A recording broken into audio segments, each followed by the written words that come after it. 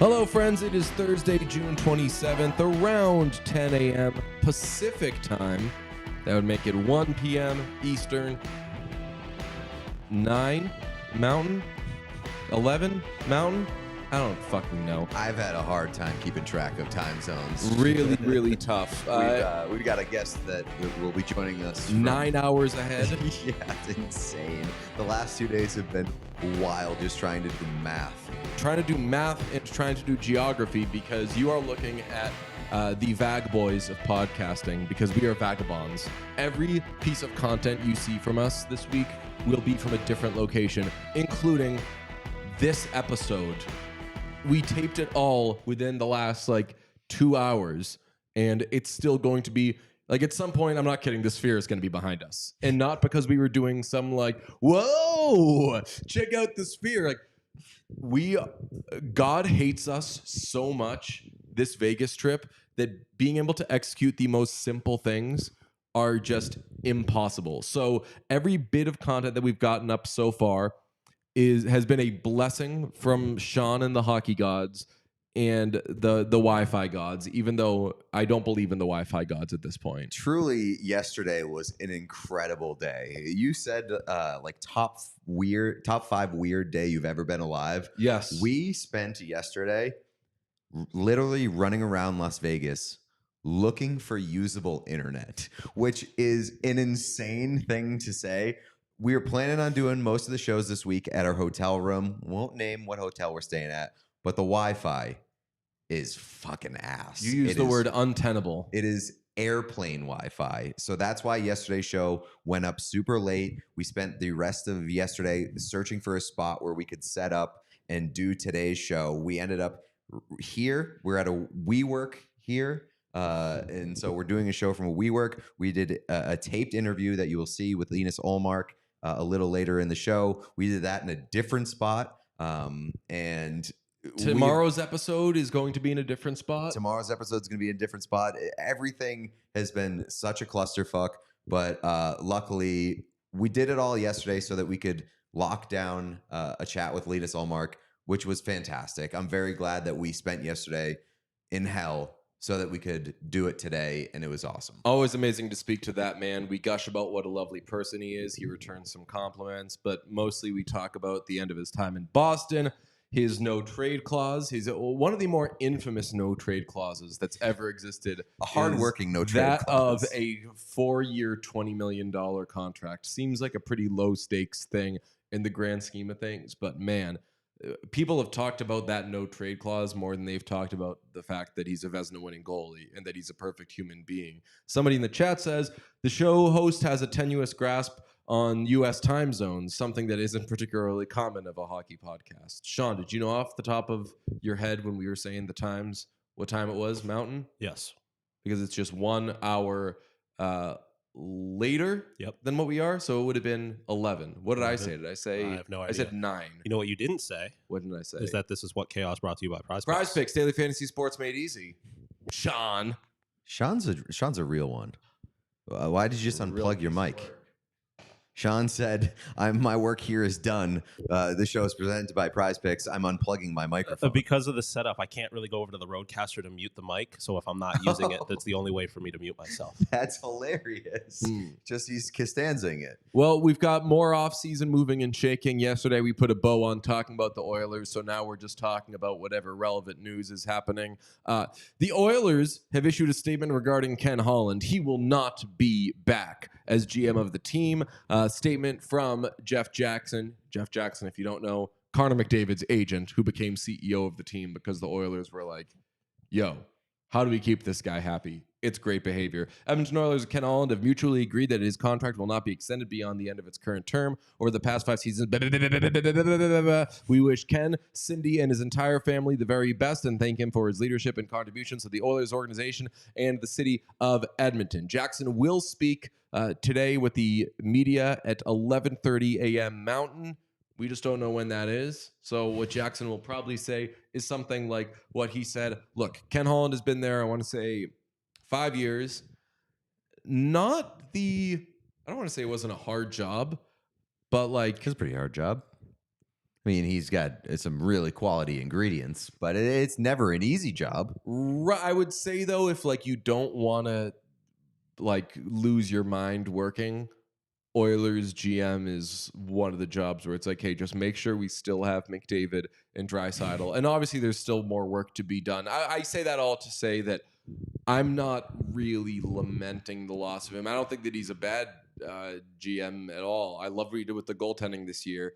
But I don't look at this as like, what are they going to do? Oh, no. Where do they go from here? I agree, and I think that this was somewhat foreseen. Like, it certainly wasn't unforeseen. Extremely foreseen. Everybody was talking about that it was the last year of his contract, and especially in the first half of the year, I think people were ready to kick him out of the door a little bit early. But, yeah, I mean, I think that there has probably been a succession plan in the works for a little bit. So, I guess where my surprise is that we heard that there was a job for him to remain within the organization in some role if he wanted to keep it. He has decided, no, thank you. I'm going to move on. And whether that means he takes another job, whether that means he rides off into the sunset, who knows? Ken Holland's had a long career. He's done a lot of good things. He's made some mistakes. I think we have all talked about those. But the optics of it is kind of funny, though. They lose the Stanley Cup, and then like if you don't pay super close attention, you're like, the Oilers and their general manager have agreed to part ways after they lost in Game 7 of the Stanley Cup Final. What the fuck? But obviously, it's not unforeseen. I've heard some interesting names thrown around as a potential successor, but again, unless it's somebody with a proven track record of being bad, and I don't think the Oilers would do that, I'm not really going to be worried. There's obviously huge business to be done with Leon Draisaitl, but Leon Draisaitl has seemed pretty committed to this thing, and I would think that a GM wouldn't scare him off. I think that you just have Jackson handle all that, and by extension, McDavid handle all that. How much, like, if we're getting into conspiracy theories or whatever, like, you think Holland had on his mind, man, if I don't re-sign Draisaitl and or McDavid, Oilers fans are going to kill me. Let me get out of here.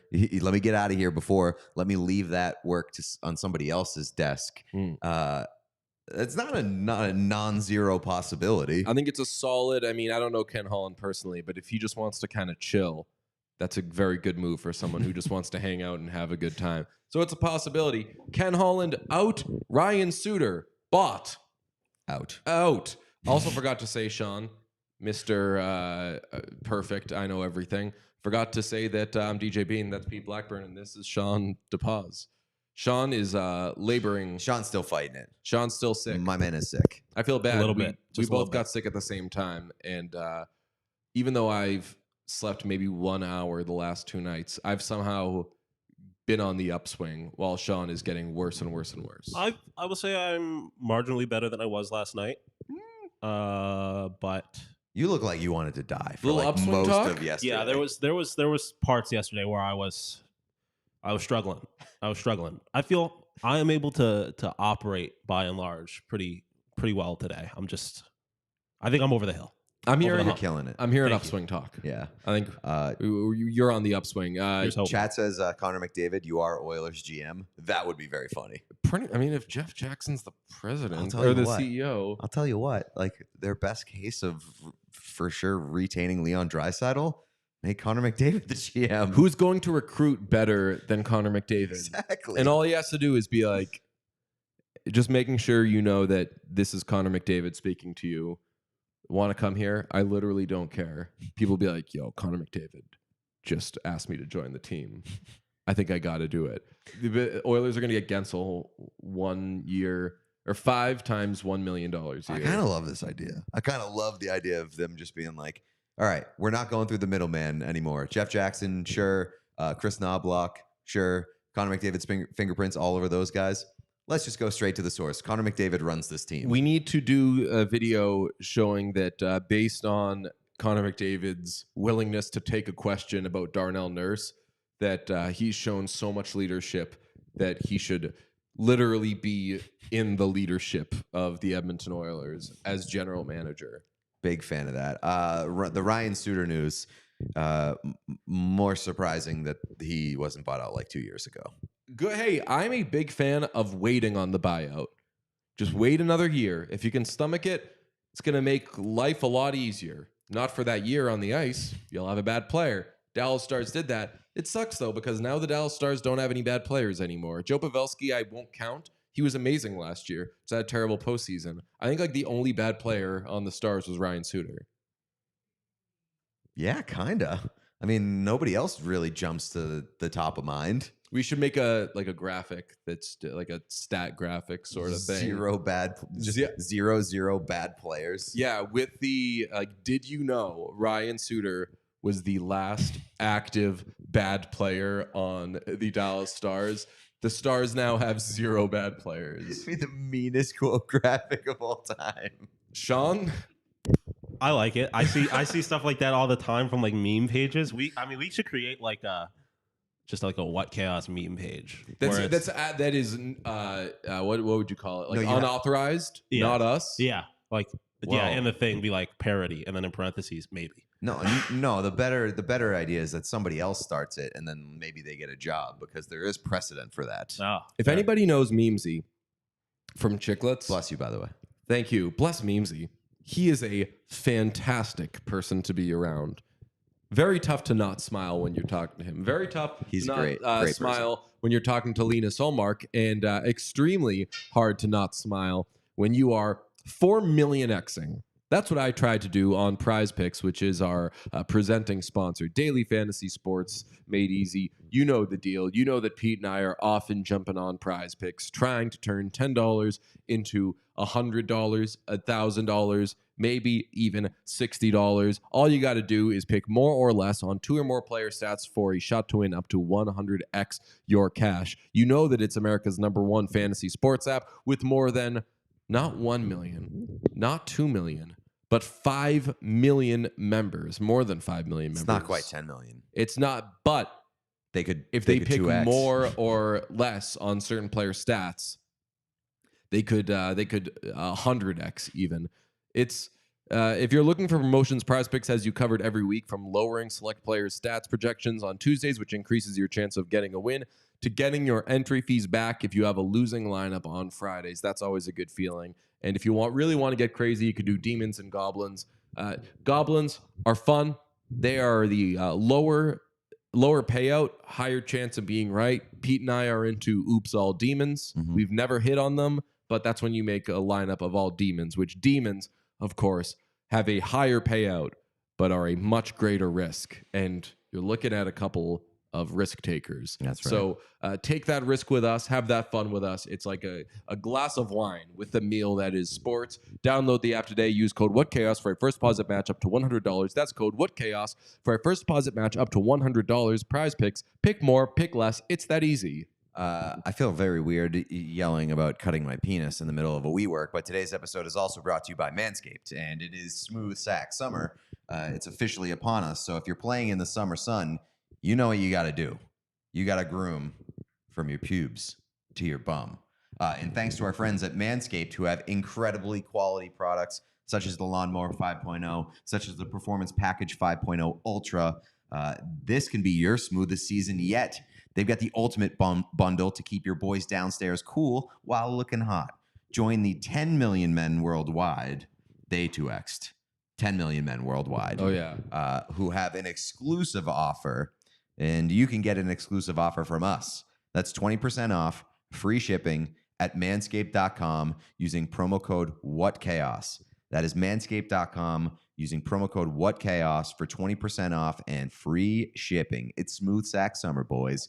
Get on board or get left behind. Let us talk to Got breaking news. what? Whoa. Dakota Joshua extended with the Vancouver Canucks. Give us numbers. 4-year contract, $3.25 million AAV. I like that. That is not bad. I like it It's because dangerous. the Sabres aren't about to make that mistake. Yes, that's dangerous. That you know what that is? That is, I said that I made this comparison a million times this past year. It's Yeah. Matt Bolesky, where the AAV isn't so high. It's not so that high. you're like, it can't be super costly because it's not a huge AAV. If he doesn't end up being a solid player, $3.2 million is just kind of rots on your books. It's annoying, and it'll be, and that's if he isn't a good player. I hope that he's great there because he had a real coming out party last postseason. It can be annoying, but it's not going to be like super prohibitive. That's a cap that you can dump, right? Like if it doesn't end up working maybe. out, I mean, look at the Boston Bruins. They signed a lot of guys to like 4 or 5 year contracts with low AAVs, and because they weren't contributing, they had to staple stuff to them to trade them away.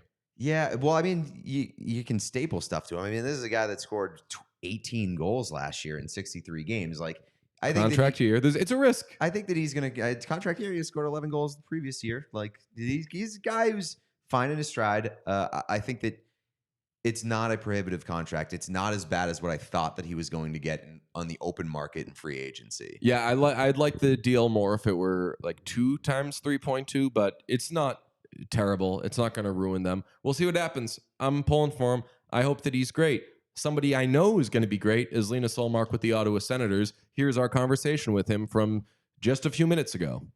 Let's talk to one of our favorite people, full stop, Linus Ullmark, Ottawa Senators goaltender. Hey, Linus.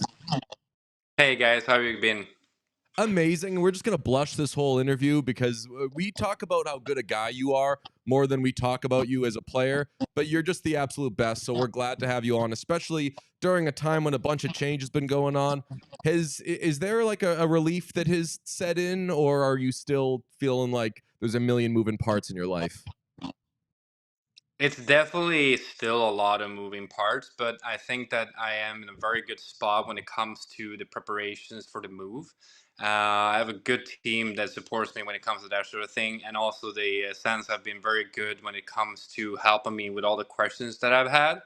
And there's always going to be more questions when you're moving to a different country. Obviously, I've never been in Canada except for when we play games here. So living in Canada is also going to be a little bit different, but a lot of people say that Canada is like a bigger Sweden. So I'm looking forward to it. Is that? I've never heard that before. I've never heard that either. I will tell you what, though. I was in Edmonton for the Cup final, and they got the thing that you got going on where it's 10 o'clock at night and it's light out. I thought that there was some sort of like global warming thing going on, and they were like, no, if you are up north, it's light out. It's incredible. Go Sweden. Oh, yeah, it's great. I play golf now before midsummer, and I came home like 11:30 p.m. and it was still bright outside. So it was great. I love those things. That's awesome. Is your heart broken just like mine? Yeah.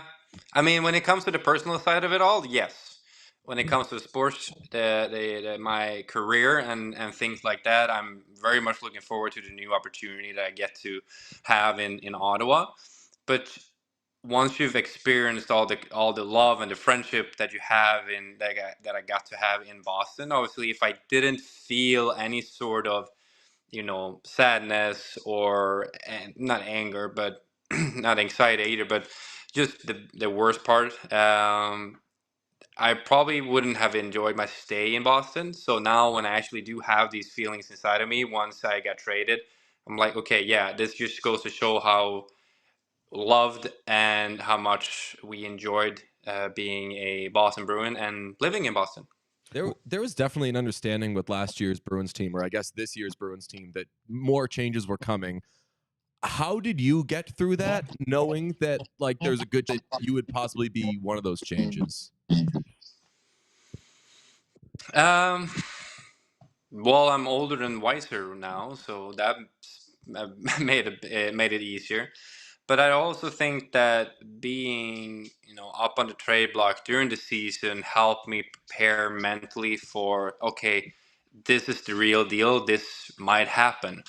So once the season was done and I had the time to sit down and kind of digest it all, then it felt like, okay, there's a bigger chance that I'm not a Boston Bruin in the beginning of training camp than it is. So, no, having that in the back of my mind and realizing, okay, this is the God honest truth. Yes, then you can start preparing yourself a bit mentally about it and not being, taking, being woken up in the middle of the night, don't know exactly what's happening. So that just was my mental approach to it all. I know the answer is like that you're a professional athlete, but like, how do you not partially check out during that? Like, I just think of in the first round against Toronto, where you were just still like locked in, still an incredible teammate, and yeah, part of that is that Jeremy's your guy, but like for somebody who was in a kind of like stuck in the middle sort of situation, you seemed, at least from the outside, like you were handling it well.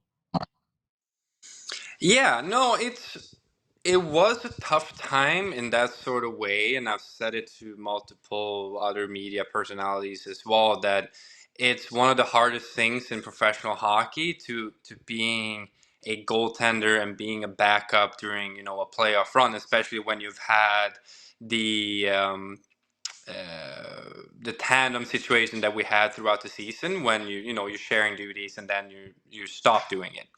So you just want the very best for your partner, but at the same time, you want to be the guy. So you have to always differentiate and put your own pride aside and think about what's the most important thing at this time. And for me, that was a team. That was a team success. It didn't matter what I felt in my heart or in my soul. I could deal with those things off the ice. That's why I have a family, and that's why I can, talk to them, and I can talk to my other uh, people that I feel very secure and that I can let my heart out and then deal with those emotions when it's not game time. So once actually game times comes around, I can put all my effort in being a great teammate, being a supportive teammate that tries to build a lot of energy and being, a vocal guy, which I've never really been in my career, but I really try to put myself out there to be more vocal and help out the fellas now when I wasn't playing.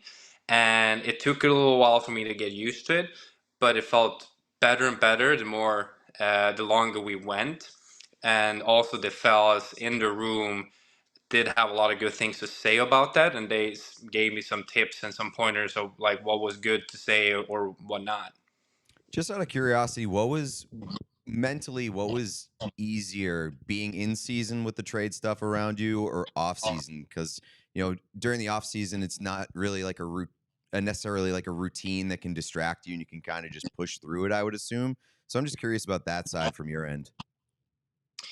Off season was easier, Okay. a lot easier, but also comes down to that actually this was during the season was my first time being on the trade block, so I didn't know what to do with all my emotions and how to handle it. Even though that I spoke, openly, there was just so many things and so many uncertainties that I just couldn't control. And you just want to have like a clear cut answer. Like once you've seen the rumors and people have asked you all the questions, you're basically saying to yourself, like, just give me an answer.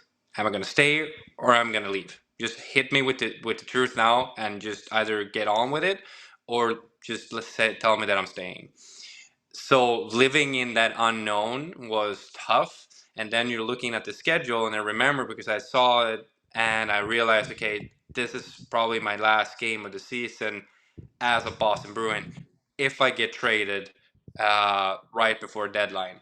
So the feelings and the emotions that I felt during those times as well was tough because I wanted to win and I wanted to be leave as a winner from the Boston Bruins. So when I played, I don't know which game it was. I think it was the overtime loss against Edmonton. That was my final game that I played before the trading deadline was actually set. And I just remembered how utterly sad I was in my home afterwards when I realized that, fuck, sorry, my anguish, but I was just devastated that I didn't get to win my final game as a Bruin. But then again, I had the opportunity to stay throughout the season and get to be in the playoffs, so I was very happy at that point. And then it felt like, sunshine and rainbows once again when the trading deadline was over. Fucking Draisaitl, man. He gets everybody. That must have been a real pain. Correct me if I'm wrong. Correct us if we're wrong. They did come to you at some point during the season and did say that they had a trade, but what were the conversations like and what was the communication like from the Bruins throughout all of that? Because you don't seem like a guy who's going to like harbor much animosity or be much of a tough customer, but also we're talking about your life. Yeah, there's more things to it than, you know what? It's easy to give people shit for having, their no trade list in a certain way, or they have certain teams on it and whatever. People don't know which teams we have on there, and every player has their own reasoning for it. So for me, whenever people would give me crap about, not going there or not going there, I'm like, okay, buddy, you have no idea what I'm dealing with on a personal level at home, and with what values I stand by and what is most important to me. So it's how should I say it? It's easier now at this point, obviously, when I got traded to Ottawa, because they weren't even on my list. I don't even have to deal with, all the questions about why didn't you waive your no trade to this team or this one, but you waived it for Ottawa, that sort of thing. So I feel like, okay, this was a nice transition in, and it's going to be a good one getting to play in Ottawa. So a no trade clause, I think that people often overlook, is a benefit and it's a perk and it's something that's negotiated into a contract. And generally, the give and take there is the term and the AAV is different if there is or there isn't one. If you could do it all over again, you sign for, I believe, 4 and 20.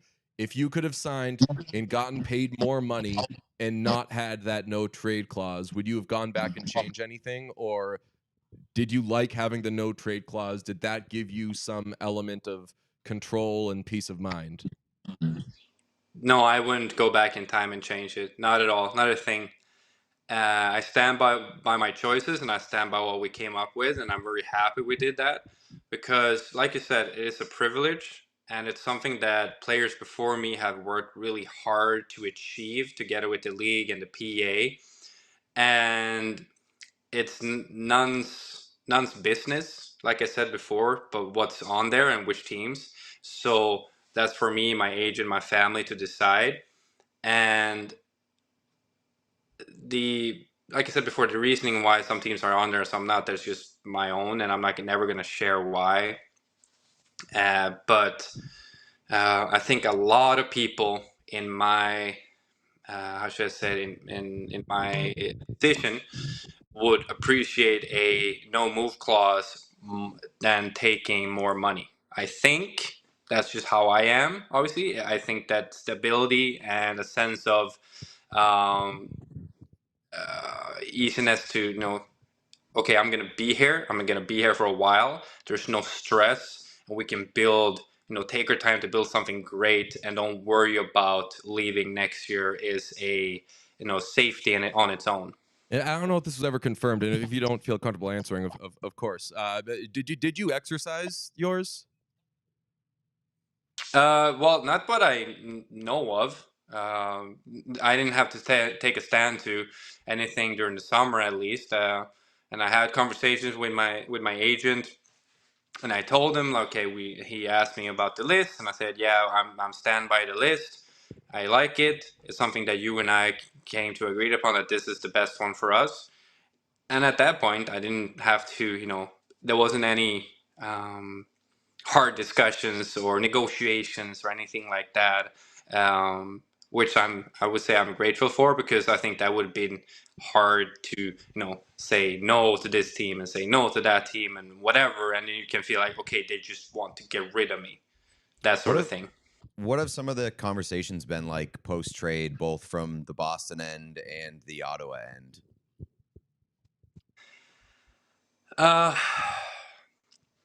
It's been okay. So if you go from the Ottawa side, I feel a lot of love, a lot of excitement, a lot of joy coming out from the Canadian side of the border, which I'm very glad for, because I feel the same way, that this is a great opportunity to do something great with a young and exciting team.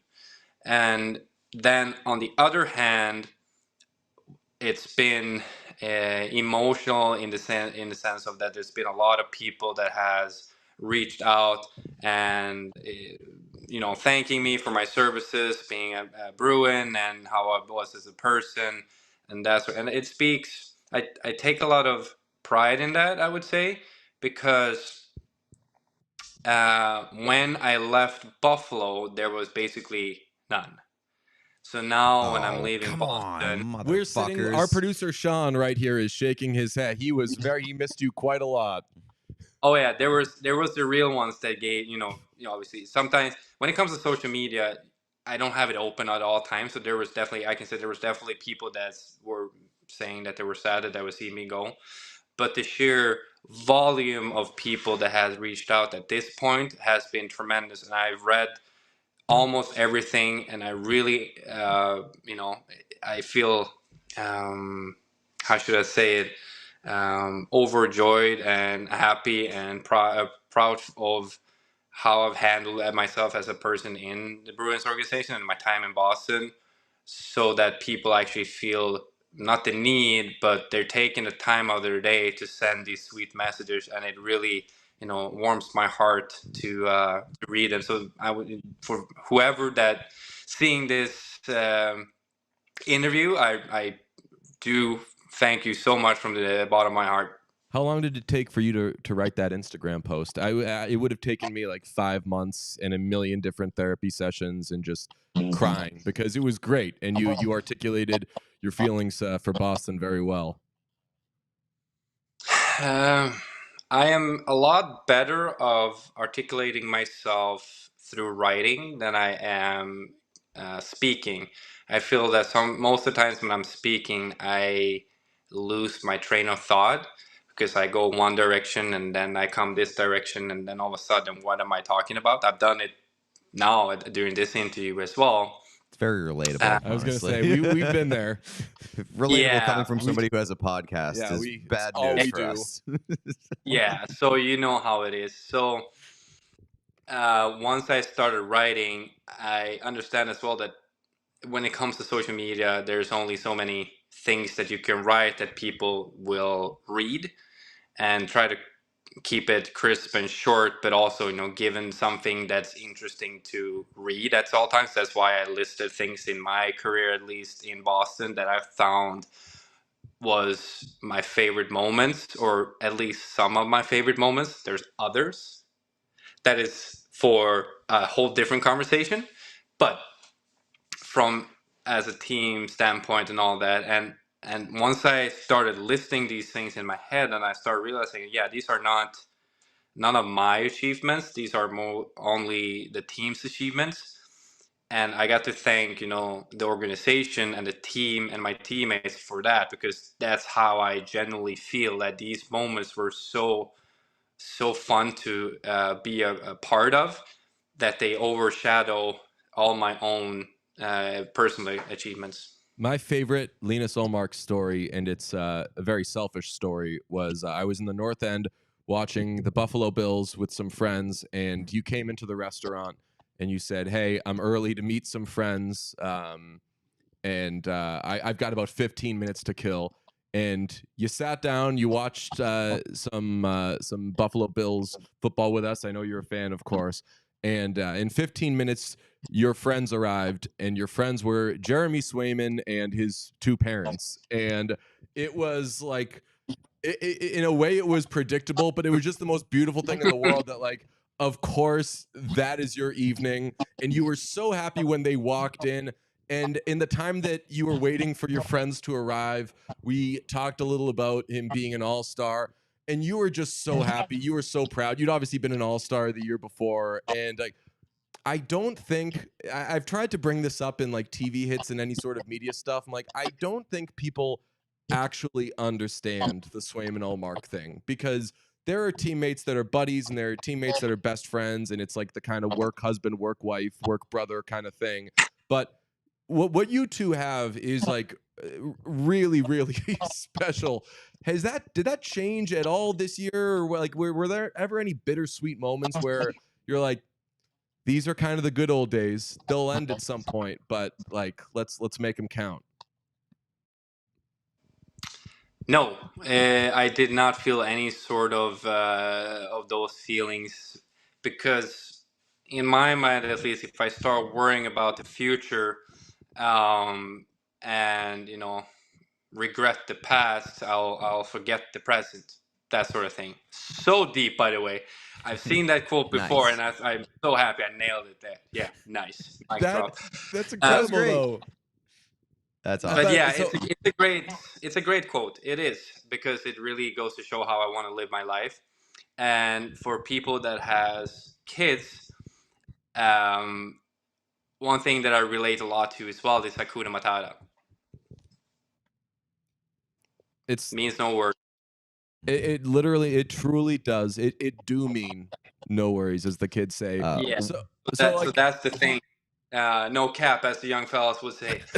But no one in the same answer has said Hakuna Matata and no cap before. Also, the great quote from your last appearance with us was when you were talking about your various playlists, and you said, I have one called Nothing for Pussies. The takeaway from this one is Hakuna Matata, no cap, as the kids say. But like, so like, how are you and Jeremy now? Like, I dare I ask what the conversation was like after the move went down?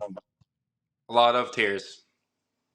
I remember I gave him the call as soon as I talked to the GMs and my agent. I called him right away, and I was shaking. I was literally shaking, and trying to get the words to come out in a sense of that I'm in control, without crying or so, and making it hard, because obviously it's when you're calling someone, it's you want to be understand, or you want them to understand you, and sobbing at that point, it's going to be hard, because English is my second language. But it was a feeling of emptiness as well, in a sense of, okay, this is it, this is the end of what we've built throughout these 3 years.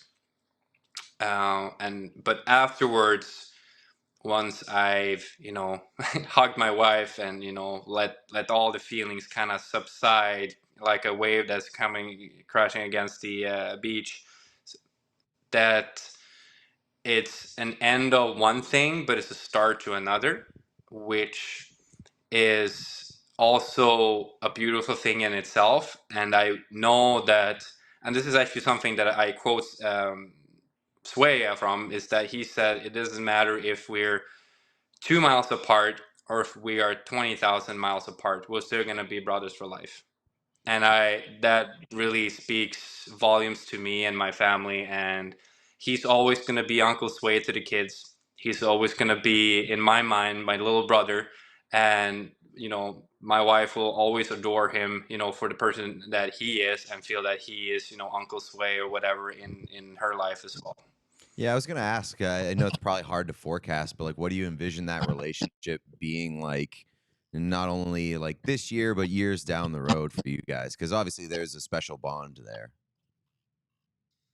Yeah, no, I'm still gonna bring him cinnamon buns for my games against him. So I'll keep him well fed for the fika buns, and then hopefully they're spread out in a way that I can give him different ones at different times. But it really feels that it is for forever, in a way of that how we are as people and as persons, that it doesn't matter that we might drift apart, but there's always going to be a connection that will pull us together again. And if that is in 10 years or 15 or 50 years, it doesn't matter. I know that I can always look back at this point as one of the best moments or times in my life. And I have this wonderful person that came with this decision to move to Boston. You said that you're not bringing hugs to Ottawa.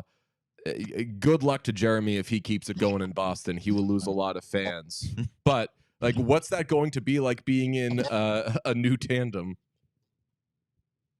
I don't know if you guys knew, but I was a tandem with Anton back in juniors and our start of our professional career. So I've known Anton all my life almost, because he's 1 year older. So he was always the guy that I looked up to, and the guy that I was always chasing and wanted to be in his shoes and being, the guy to outperform him. So it's cool in a way that we now get to experience being a tandem in the National Hockey League and look back at, okay, yeah, 10 years ago once we started our professional careers overseas, this was us and this is us now. So it's pretty cool to look back at it. But don't you worry that you've played too well? You've won too many Vezinas that now you go from, and this isn't a shot at Anton, of course, but like your workload, I imagine, will increase from what it was in Boston, where like last year it was virtually a 50-50 split. This now you have Ottawa trading for a Vezina winner who's still in his prime. Are you ready to perhaps play more maybe than you ever have?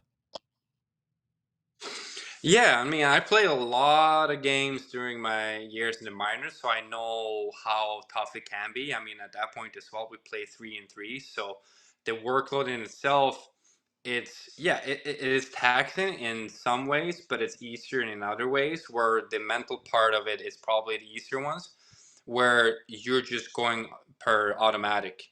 You're doing everything that you've always done. You don't have to think about it. There's no fine tuning that needs to know. Don't need to, as I try to explain to a lot of people, is that you don't have to rev up the engine every game. You're just keeping it in fourth gear and just cruise along, and you keep playing your game. And then when you need to rev it up, you do. And when you have to, gear shift down, you do that.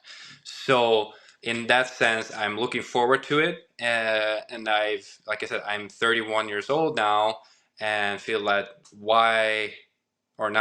this is a perfect opportunity to play a lot of games, because I've built up this, all my experiences that I can utilize into my game and know how to be successful and also play a lot more games without feeling that it's too taxing.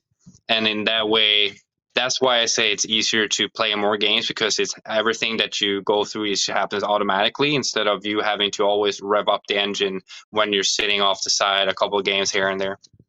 How much are you, you seem like a pretty competitive person. How much are you relishing the opportunity to go to a place where last year was a bit disappointing for them and they could use somebody of your caliber, and you're going to be playing more games presumably, and looking for that next contract. So there's a lot of opportunity in front of you.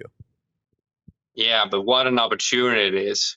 It's so, this is what we strive for. To, at least in my mind, there's obviously going to be the way that you always want to win, but there's also things along the way, for me at least, that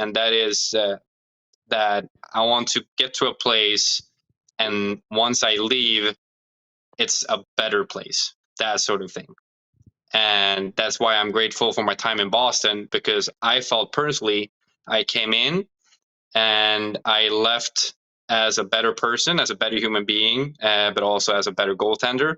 And I'm hoping, looking back at it, that people felt that, okay, once he left, the differences from when he started his career in Boston to his final year, things got better, and our culture and other things got better as well. You say that you got better over the course of your time in Boston. Granted, we only met you like kind of late in your time in Boston, and you were perfect at that point anyway. But what was it about Boston? Still are you, my friend? Oh man, it's stuff like that. You shared your favorite Linus Ullmark story earlier. Yeah. Mine was when we first met in Nashville. It was right after you won the Vezina. You came up to me and you said, "Buddy, I love you," but that came after you said, you seem taller on Twitter. And like that was basically my favorite interaction. But like legitimately, genuinely, I'll speak for all Bruins fans. We fucking love you and very, very thankful for your time here. And I know like all of us are heartbroken that this happened. And so genuinely, I do feel like you're leaving this place better. And we're all like lucky to have gotten to watch you play and for some of us to get to know you. Thanks, guys. That really means a lot to me. It really does. And you know what? I might just throw it out there on loop now because it's not just obviously about me. What I think is cool when you're speaking about stories is that you don't know everything about a person. So I got to give you credit, Pete, for going public with your mental stuff. That is immensely strong. Is incredibly. I would say I wouldn't say as a parent, but I would say as a friend that doing so and going publicly on the Twitter, which, to be fair, people are jerks. People don't have any feelings on Twitter, and I will never call it X. That was great. That is awesome that you go out there and say those things because there's a lot of people in this world that needs to hear that. And I try to advocate that as well about mental health awareness, and especially for men. And I know how much I feel better speaking about my emotions and how I feel at all times. And my wife has helped me a lot with that, together with therapists that I've talked to through my career. And I really do feel like a lot of people in this life needs to speak to a therapist. I think that there comes a lot more good things than bad things. So thank you for sharing. I really appreciate you doing that. I appreciate you too, buddy. I love you. Seriously, you're the best. Thanks, guys. I love you too. Thanks. Just thanks for being so awesome to Pete, so awesome to us, for putting up with us. We obviously love talking to you, and it's been a pleasure watching you. I'll tell you what, we have a lot of jerseys on our set. Ottawa Senators, one of the few teams we don't have. Would you recommend any players that we get? I kid. We get a Linus Ullmark. I also, but you gotta go full on sweet on that one. Daniel Efferson, what a guy, what a person, what a personality. So I think that kind of speaks for itself. But if we're gonna go for someone other than me, primary Carlson, sick. Sneaky one, Jason Spezza. Oh, legend. Yeah. So good. What about Ridley Gregg? He took a slap shot into an empty net and everyone got real mad at him. That was super cool. Yeah, most of the things there, that was, I think it was the Leafs, right? It sure was. Yeah, Morgan Riley got suspended. It was hilarious. Yeah, no, that was a whole different situation. Yeah, I don't know really I don't want to comment anything on that one because I wasn't there. Before we let you go, last thing, I'm a jersey guy and a gear guy. We talked about it before this past season. I need you to let me know when it happens. I know you're settling and getting everything ready, but when you get your gear for the Sens, I need to see it. Reveal. Please send me the gear because you fucking kill the gear game. So let me know. Drop the pad routine. I'm getting more and more boring when it comes to those things. I said that to the other guys that I was on the show, and I have to do a little bit more digging, a little bit more see what about the history about the Ottawa Senators and look at the other goalies. And I'm probably gonna stick with my design that I have right now, but be making more Ottawa, obviously. But then, I don't know. Do you guys have any ever thought about designing a goalie mask? This is your time to shine because there needs to be one. There needs to be at least two, but I'm taking one for myself. I think Lalim in Ottawa had like the Martian. Just jack that. He's been retired long enough. No one's going to remember that. I would say put a dog on a flaming Zamboni somewhere on your mask because that's our logo, and that is a cool-ass logo. You ever I considered mean, that? I'm not a stranger to that one because I've had my corgis on there now, but now I only have one. So if I put Bob on a Zamboni that's on fire with a little bit of a Senator's hat or a helmet, I can work. We can Hell talk to yes. our guy who designed this. And I mean, it would be great for business. I'll tell you, last time you were on with us, you mentioned, or you were wearing a hat that said blah. And Yeah. People loved that shit. that interview blew up, and all the comments were like, hell yeah, Linus has good taste in music. And we were like, the questions were nice, though? No? No. We're just all about that. So respect. It's the We small appreciate you perky not things. wearing that hat to dominate this interview and have that be the only takeaway this time around. Yeah, I should have had something else and just put it right here in front of it, and so you don't have to see my face. Amazing. All right, dude. Thanks so much. Really, really appreciate you hopping on with us. Again, we love you, and we'll continue to love you. Best of luck in Ottawa, man. Thanks, guys. Really, like I said, I really appreciate you having me on here. I have been freaked out by the swear in the background there when the emojis have been coming on from time to time. Oh. It is what it is. It's pretty cool. But like I said, I really appreciate what you guys do. Keep doing what you're doing. You guys rock, and I'll see you down the road. Awesome. Thanks, man. I'll be completely honest. I did not know there were emojis going on in the background, and it's a good thing that neither of us did, because I think we would have been less cool about it, more scared, and I generally have some fear of I have some sphere fear anyway. Yeah. Some sphere, if you will. I think it's equal parts terrifying and fascinating and beautiful. Aren't all terrifying things beautiful and fascinating? It's true. Like, even when you fly into Vegas, you're like, holy fuck, what is that thing? And it just turns into a moon at night. But in between that, there's so much weird shit going on. I'm not a big fan of the guy who made it happen, but I do like that the sphere exists. Elon Musk? No. Actually, fuck, I shouldn't do that, because we still have to try to get into Yes, the we sphere have yet to be tomorrow night. admitted to the sphere. I take back what I said. I like No, it's the architect you don't like. No, The guy, the person who built the sphere. You have an issue with that's them. what I meant. Yeah. The owner, hubba. Really into what a that handsome, one. talented musician that guy is. Yeah, I really only like his music, but yeah, you can get me as an owner. Sean raised a good point this morning too while we were doing that interview in front of the sphere. It's not really a sphere until they prove there's a bottom half of it. Like Round eyes. bottom. Yeah. So, I don't know. And technically speaking, there's a bunch of panels, so it's like a 8 million sided shape, really. But Oh yeah, no, yeah, yes. Sean being a literal sphere denier.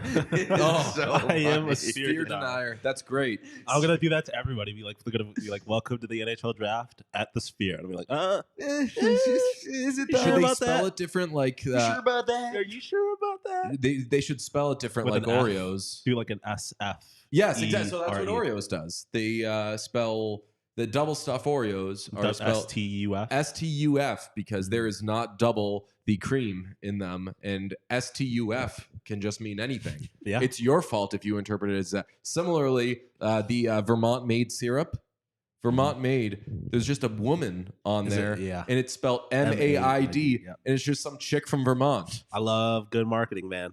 I like. Oh yeah, that's got to good be right trick. up your alley. Ooh, Sean. Did you see what I see? No. There is a trade of draft picks, and the Buffalo Sabres have traded down Yeah. in the first round. They have traded the 11th pick for the 14th and 42nd overall pick. I'm gonna be Completely honest fine. with you, that's- Tujaginla, you are a Not. San Jose Shark. Oh man, He's not going that far. You think? No, Sharks, he's no, not. they're moving up. They're doing you should know you're a Buffalo fan. They're Josh Allening him. They're moving up before the draft, and then at the draft, They're gonna move up. they're more. close enough that they can move up and get the guy. I mean, that'd be It's awesome. classic Josh Allen. That would be awesome. I would like this. I would like the that for the Sabres are moving Sharks. down though. Oh, you're talking The about Sharks. the Oh, Sharks, sorry, yeah. I've been off this. No, Sabres you for said like the a Sharks. while. I told you yesterday, Pete. I was fully prepared. I would wanted them to trade that pick. we were, Alright. we were Back talking to our three. boys Derek and Nick, and I was saying Derek also said that. Yeah. I feel like teams 3 through 10 are like, good news, everybody. We're open for business, and the rest of the draft is like, Cool. who's even in this draft? We will answer that question on tomorrow's episode because we have a draft guest since we are not draft people. But before we move on to that, Thank you very much, Linus Ullmark. That was incredible. I love him so much. I'm going to be the biggest fucking Ottawa Senators fan this year just because of Linus Ullmark. We're for real getting a Linus Ullmark, like authentic pro jersey from Fanatics. It's going to be incredible. He's just a gem of a human. Jeremy Swayman ain't far behind him. That those two found each other in life is the kind of thing that makes me believe in Gosh. I don't believe in Gosh. No problem if you do. But those two connecting is like some magical thing. What they have is just incredible. I love it so much. Yeah. We got a couple super chats. Oh, right. Give it to me. $10 super chat from Mike. Thank you, Mr. Ullmark. All the best in Ottawa. And then $4.99 super chat from John Evans. Stop doing episodes that make me tear up. No, never. I will have Linus Ullmark on as many times as he wants. We talked about adding a third chair to the show, former player, to up our credibility. There is nobody in the world that I would want to do a podcast with more than Linus Ullmark. No, I'd like him to be a permanent guest to our lives too often to have. I'm not bringing him down. For that. I'm not bringing him down. He doesn't know about my old fucking sad tweets. We can't have him.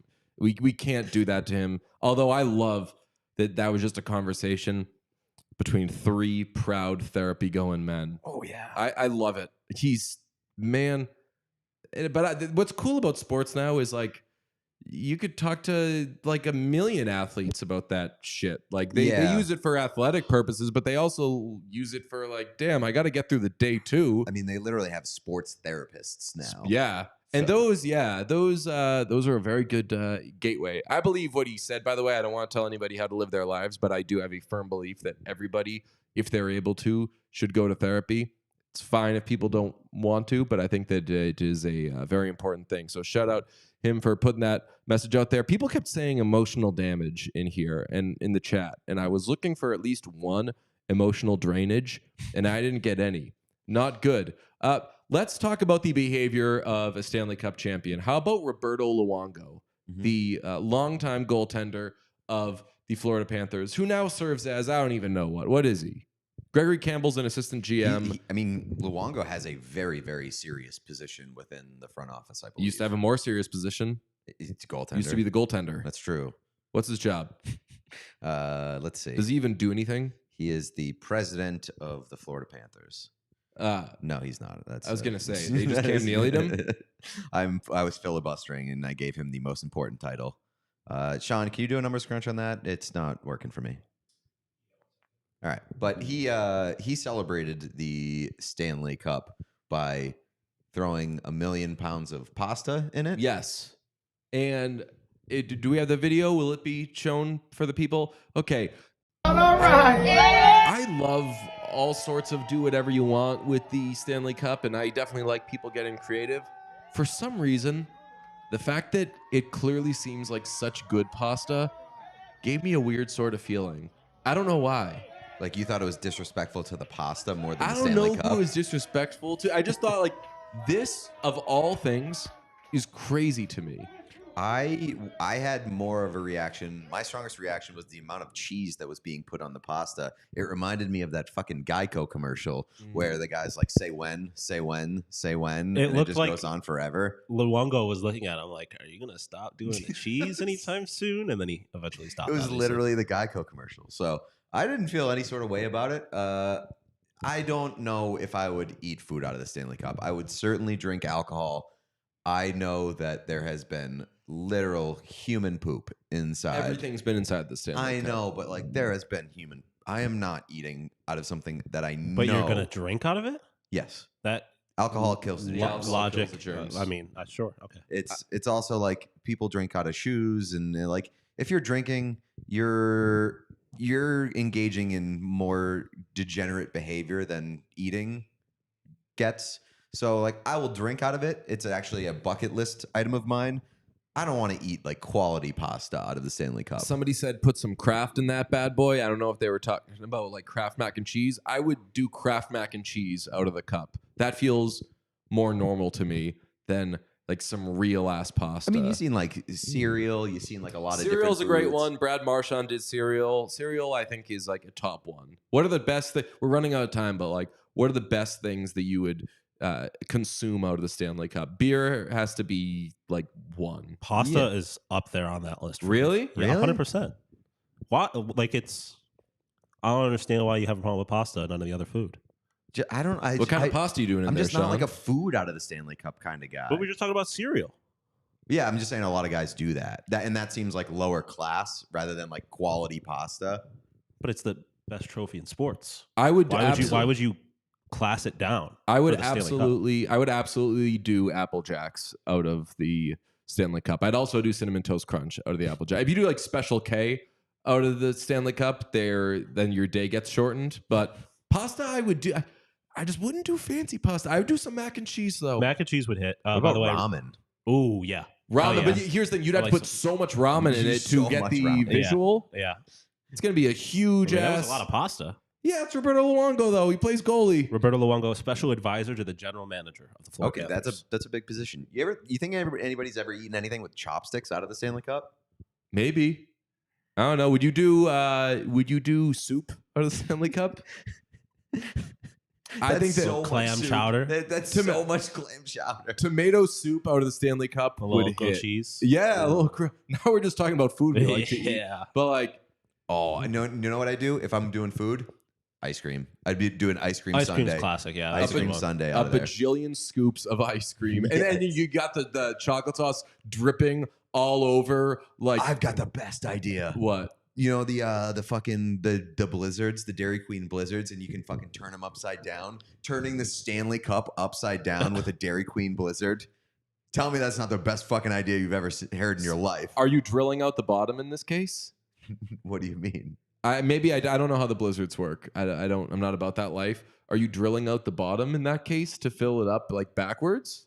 No, you Is just that how they do that? No, you just fill up the cup. You just fill up the cup. I think it's just So you're right. So you're still putting it in the cup. yeah. And then what are you doing? You turn it upside You down. turn it upside down because when you get the blizzard, they do the It's test. so thick. It's so thick that you can turn it upside down and it doesn't fall out. It would be incredible to do that trick where you're trying to test it, you lift it up, and then you realize that you're holding not only the Stanley Cup straight up, but enough ice cream to fill the Stanley Cup, and you drop it on your face, and there's just blood and ice cream everywhere.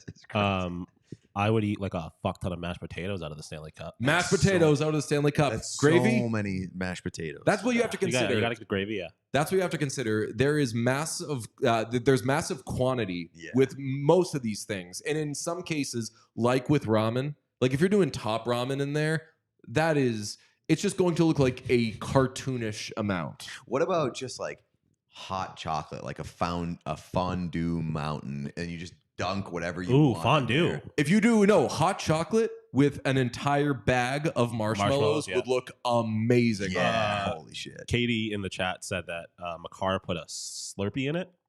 Yes, because that's the first thing that he bought after he signed his contract with the Avalanche. Oh yeah. That was very funny. That they were like, "What was your first purchase when you signed your contract?" And he was like, I went to like 7-Eleven and I got a Slurpee." I say that every time. Anytime someone's like, "What's the first thing you would do if you won the lottery?" They're like, "I'd buy a car. No, you wouldn't. That takes time. The first thing you would do is probably buy some food. Yeah. You just yeah. like buy a nice meal every time." I think that the question is more geared to like, what was your first gigantic Yeah, I know, purchase? I know. And Kel McCarr was like, I got a Slurpee. An extra It's pretty large. good. You know what would be cool out of the Stanley Cup? It would take a minute. Jello. Oh yes, Because that's that'd an be perfect. incredible Jello mold. Oh yeah, it is. That's a like great the Jell-O best mold. Jello mold.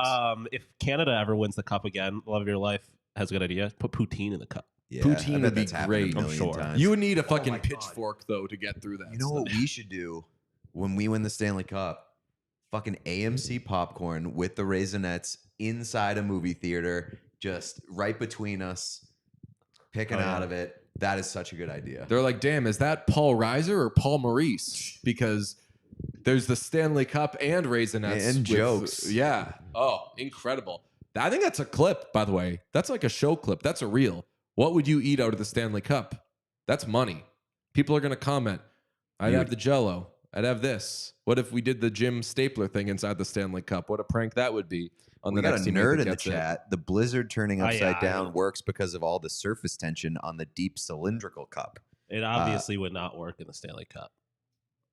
Is that I'm too stupid to even comprehend that's The sarcasm. cup is going to be it would be too shallow. So like, Yeah, there's no chance it would actually work. So here's the I wasn't being question. serious. Somebody says Dots pretzels out of the cup. We famously eat a lot of Dots pretzels. Most of the things we have named, be it mashed potatoes, soup, most of these are things that will take on, what's the scientific term, the thing that it takes on the size, the shape of its container. You know what I'm talking about? I know exactly what you're talking about. Things of that quality. Yeah, things of that nature. Things of that nature. Are we excited about like a chip or a pretzel out of there, or does it need to be something that is going to adhere to the cup's walls? Yeah, no, I think that's fair. Yeah, that's why Jell-O hits the hardest. Jell-O would be perfect because that shit will stick to it. Agreed. Yeah. All right, that's today's show. We'll be back tomorrow. We will have a draft preview, the best one we can do. It's going to be an absolute blast. Thanks, everybody, for sticking with us this week. Make sure you are subscribed to the YouTube and subscribed wherever you can get your podcasts. Pete, we haven't done it recently. Hit him with a like spike. I'm just laughing at people trying to answer the thing that they're like, that's called liquid. No, they're it's saying not. walls. No, I know exactly. Yeah. Something that assumes the shape of something. And I hope they're doing that as a joke, because there's nothing worse than being a tough guy and doing the, oh, I think you mean this. Yeah, and it's like when they're asking Jerry and George are asking what the barometer is to measure a certain thing, and Kramer says it's pronounced thermometer. Everybody who's in here, thanks for hanging out with us. Please hit the thumbs up button right below the video player. That is the like button. And if you all do it at the same time, that's called the like spike. We appreciate you so much. Tomorrow we will have a draft preview episode with Cam Robinson of Elite Prospects. Please subscribe to the YouTube channel if you haven't done so as well. We love you. Thanks so much. Talk to you tomorrow. Bye. We all silly like the mayor.